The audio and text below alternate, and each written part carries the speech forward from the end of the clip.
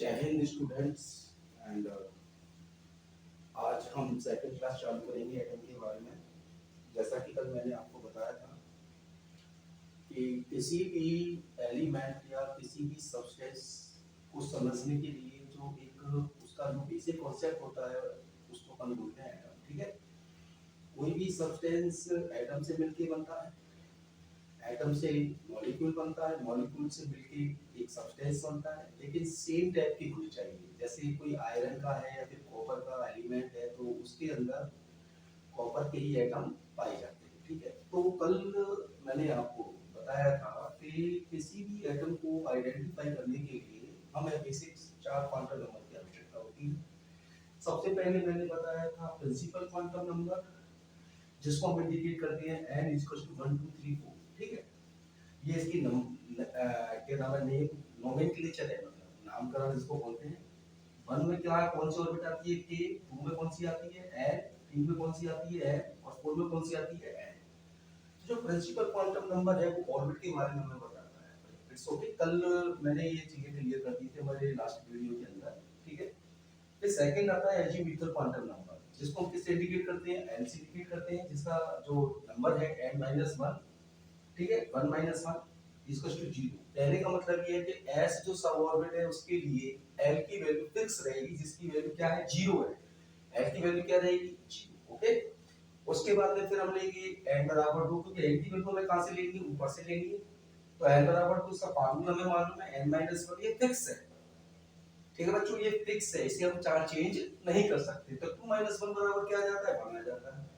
1 किसके लिए इंडिकेट होता है, 1 इसके p सब ऑर्बिट के लिए इंडिकेट होता है। ठीक है, जैसे कि कल मैंने आपको बताया था कि k के अंदर s, ठीक है, s आता है सब ऑर्बिट, और l के अंदर l की वैल्यू कितनी है, 2, इसके अंदर क्या आता है, p। लेकिन s भी आता है, क्यों आता है, कल मैंने बताया था क्योंकि इस l ने, मतलब इसने s को ओवरलैप कर रखा है, कवर कर रखा है। सो यहाँ पे हमारी जो वैल्यू है अजीमुथल क्वांटम नंबर की वो कितनी आएगी, कितनी आएगी, s एंड p। ठीक है, तो कहने का मतलब n = 3 आएंगे, s भी आएगा, p भी आएगा और d भी आएगा। क्यों, क्योंकि 3 - 2 = 2, जो किसके लिए इंडिकेट होता है, d सब ऑर्बिट के लिए इंडिकेट होता है। ये हमें मालूम है, कल हमने आपको बताया था। लास्ट एंड फाइनल है n = 4। वैल्यू पुट करो, n = 4, कितनी वैल्यू है, 4 - 2 = 3। किसके लिए आता है, f सब ऑर्बिट के लिए आता है। तो f सब ऑर्बिट हमें मालूम है ये, लेकिन इसने इन तीनों को क्या कर रखा है, कवर कर रखा है, s को भी, p को भी और d को भी। इसीलिए 4 n में जो n है, n = 4 और ऑर्बिट कौन सा है हमारा, n, इसके अंदर s भी आएगा, p भी आएगा, d भी आएगा और f भी आएगा। Is that clear. उसके बाद में आता है मैग्नेटिक क्वांटम नंबर, में जस्ट रिवाइज कर रहा हूं। उसमें क्या बताया तो मैंने, इसका एक फार्मूला होता है जिसको अपन बोलते हैं m = 2n+1। ओके, तो n = 0 के किसके लिए आता है, s के लिए आता है। तो s में कितने इलेक्ट्रॉन आने चाहिए, हम निकाल सकते हैं। तो s के लिए 0 वैल्यू है, तो 2 * 0 क्या हो जाएगा, 0 + 1 का मतलब 1, 1 का स्क्वायर, एक स्क्वायर आ गया। और एक स्क्वायर में कितने इलेक्ट्रॉन आ सकते हैं, 2 इलेक्ट्रॉन आ सकते हैं। ठीक है, फिर हम किसके लिए निकालेंगे, p के लिए निकालेंगे। n = 1 = p = 2 * 1 + 1 कितना आया, 3। कितने स्क्वायर आ गए, 3 स्क्वायर आ गए। कितने इलेक्ट्रॉन आएंगे, 6 इलेक्ट्रॉन आएंगे। फिर आएंगे हमारा n = 2, इसमें वैल्यू पढ़ को, n = 2 वो n = 2, 2 * 2 कितना होता है, 4, 4 + 1 कितना होता है, 5। कितने आएंगे स्क्वायर, 1 2 3 4 5, और एक स्क्वायर में कितने इलेक्ट्रॉन आते हैं, 2 इलेक्ट्रॉन आते हैं। तो कितने हो गए, 10 हो गए। ठीक है, 2 पंजे 10। तो d में कितने आएंगे, 10 आएंगे। ठीक है, इसी तरीके से a = 3, बिल्कुल वैल्यू पुट करो, 2 * 3 + 1 कितने, 7 आएंगे। 7 दूनी 14, जस्ट डबल कर दीजिए, क्योंकि एक स्क्वायर में कितने आते हैं, 2।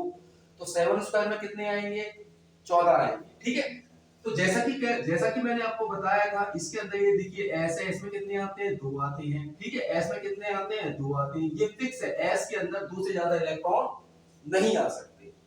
इसी तरीके से p में कितने आ सकते हैं, 6 आ सकते हैं। तो ये आ गए। तो देखो इसमें k के अंदर नंबर ऑफ इलेक्ट्रॉन कितने हो गए, 2 k ऑर्बिट के अंदर। l में कितने हो गए, 8। फिर हम किस पे आते हैं, m में आते हैं। s में कितने आते हैं, 2। p किस में आते हैं, 6। d कितने आते हैं, 10। d में कितने आते हैं, 10। तो कितने हो गए, 2 6 10 8 और 10 कितने हो गए, 18 18। इसी तरीके से ये भी हो जाएगा। एफ में कितने आते हैं 14, इन सबका टोटल करेंगे तो एन ऑर्बिट के अंदर आने वाले इलेक्ट्रॉनों की संख्या कितनी हो जाएगी 32। तो देखो बच्चों एक फंडा निकल के आता है हमारा 2 8 18 32। कितना निकल के आता है 2 8 18 32। ठीक है, ये एक बेसिक इलेक्ट्रॉनिक कॉन्फ़िगरेशन है। अगर हमें आपसे अगर पूछे कि इलेक्ट्रॉनिक कॉन्फ़िगरेशन बताइए तो सबसे पहले आप इलेक्ट्रॉनिक कॉन्फ़िगरेशन को लिखने के लिए आपको पहले किस फॉर्म में लिखना पड़ेगा, इस फॉर्म में लिखना पड़ेगा 2 8 18 एंड 30। ठीक है, अब देखिए यहाँ पर एक बहुत ही इंपॉर्टेंट चीज है जो मैं आपको आज बताने जा रहा हूं।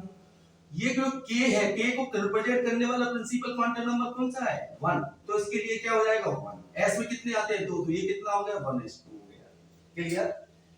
l को रिप्रेजेंट करने वाला कौन सा है 2, तो 2 यहां लग जाएगा, 2 इसको भी रिप्रेजेंट करेगा और 2 से ये भी रिप्रेजेंट होगा दोनों, तो 2s2 and 2p6। कितना सिंपल है, वेरी सिंपल। बस हमें क्या लेना है, यहां से वैल्यू लेनी है और इनको रिप्रेजेंट करने वाला, क्योंकि ये प्रिंसिपल क्वांटम नंबर है, जिस ऑर्बिट के लिए प्रिंसिपल क्वांटम नंबर होता है उसी वैल्यू को हम उस सब ऑर्बिट के लिए रिप्रेजेंट करते हैं। अब देखो n बराबर n बराबर कितना, n बराबर 3, ये किसके लिए आता है m में आता है, तो 3 से ये भी रिप्रेजेंट होगा, 3 से ये भी रिप्रेजेंट होगा, 3 से ये भी रिप्रेजेंट होगा नहीं होगा, हो गया। कितना सिंपल है।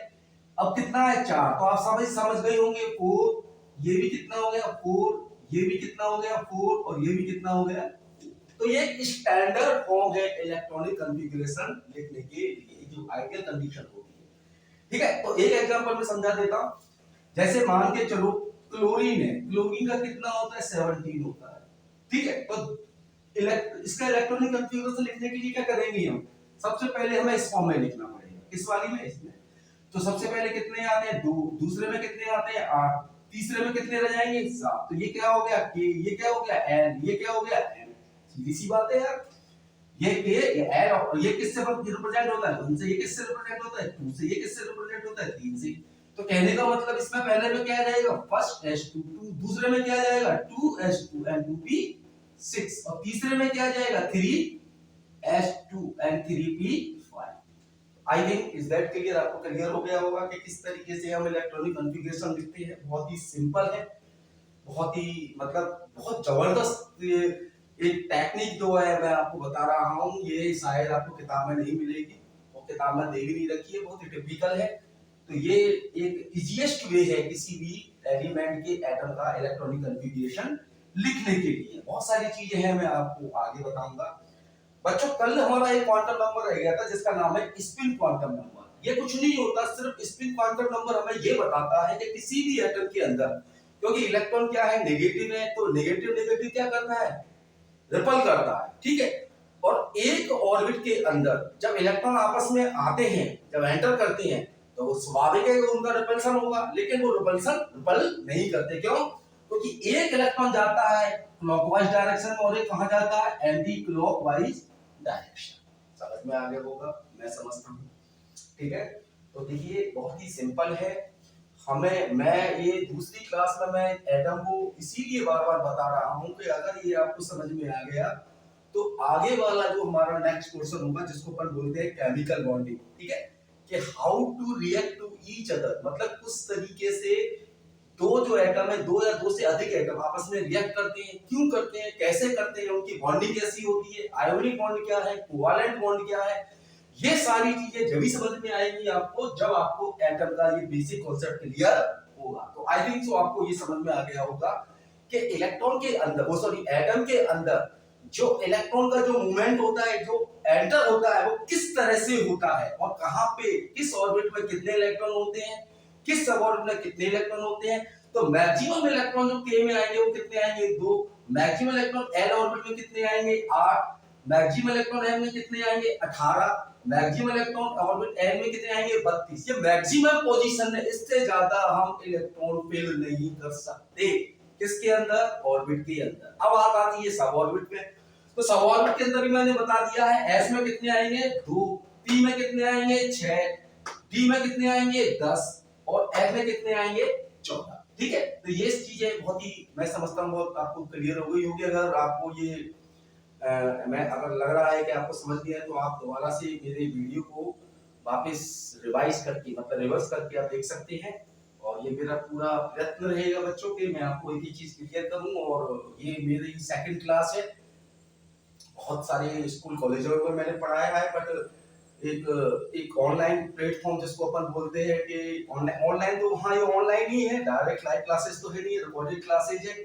तो मेरा एक भरकस प्रयास है कि जो बच्चे बेचारे जो नहीं कर सकते और जिनको समझ में नहीं आता, क्योंकि मैंने देखा है कि बहुत सारे जो टीचर्स हैं वो उनका जो कम्युनिकेशन स्किल है बहुत हायर होता है और पढ़ाने का तरीका भी बहुत हायर होता है। तो मैं तो बेसिक से लेके चल रहा हूँ, जिस जिस बच्चे को जीरो भी नहीं आता था, कुछ भी नहीं आता, वो बच्चा आराम से इसके बारे में समझ लेगा। तो आई थिंक सो आज के लिए इतना ही बहुत है बच्चों। तो कल मैं आपको एटम, ठीक है, मॉलिक्यूल, डाई एटॉमिक क्या होता है, मोनो एटॉमिक क्या होता है, ट्राई पॉलीएटॉमिक ये क्या होता है, इनमें डिफरेंसेस क्या हैं, मॉलिक्यूल क्या होता है कि आप क्या कोई कंपाउंड मॉलिक्यूल हो सकता है। तो ये बहुत सारी छोटी छोटी चीजें ऐसी हैं जो बच्चों को नहीं मालूम है, रट लेते हैं, लेकिन उनको ये चीज क्लियर नहीं है। तो कल का जो मेरा रहेगा वो कल का मेरा रहेगा जो मैंने आपको बता दिया, एटम ही लूंगा मैं, एटम के बाद मॉलिक्यूल, मॉलिक्यूल के बाद में कंपाउंड, आयोडिक, कोवालेंट, इनके बारे में हम कल चर्चा करेंगे और विस्तार पूर्वक मैं आपको बताऊंगा। तो आप प्लीज ये जो मैंने समझाया है इसको एक दो बार रिवाइज कर लेंगे तो आपको समझ में आ जाएगा। क्यों? क्योंकि इन्हीं पर ही डिपेंड करता है आगे की जो थ्योरी केमिस्ट्री की। ठीक है बच्चों, तो जय हिंद और सभी को मेरा नमस्कार।